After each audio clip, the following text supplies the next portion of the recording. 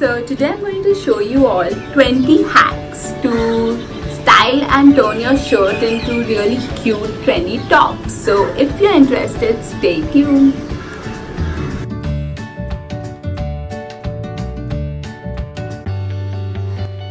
Hi guys!